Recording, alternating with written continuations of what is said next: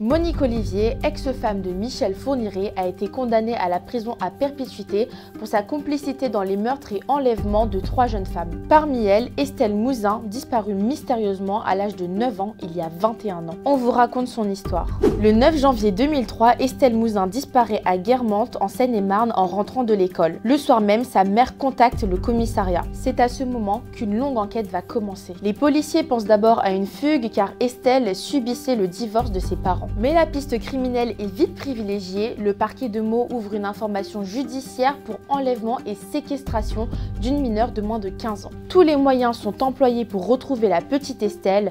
Des plongeurs sondent les plans d'eau de toute la région. 350 maisons de la commune sont fouillées et des centaines de gendarmes sont déployés. Michel Fourniret dispose d'un alibi et n'est donc pas soupçonné au début de l'enquête. Pareil pour Nordal Lelandais. Les pistes se frôlent sans jamais se croiser. C'est seulement en 2020, soit 17 ans plus tard, que Michel Fourniret avoue sa responsabilité dans l'enlèvement et le meurtre de la petite fille. « Je reconnais là un être qui n'est plus là par ma faute », a-t-il déclaré devant la photo de l'enfant que lui présentait la juge. Monique Olivier confirme en août 2020 qu'Estelle a été séquestrée, violée et tuée dans leur maison de Ville-sur-Lume, près de Charleville-Mézières. Un matelas saisi en 2003 est de nouveau expertisé. À l'époque, les analyses n'avaient rien donné. Cette fois, l'ADN d'Estelle y est retrouvé. C'est la preuve matérielle qu'il manquait. Mais à ce jour, sa dépouille n'a toujours pas été retrouvée, rendant ainsi le deuil impossible pour ses parents.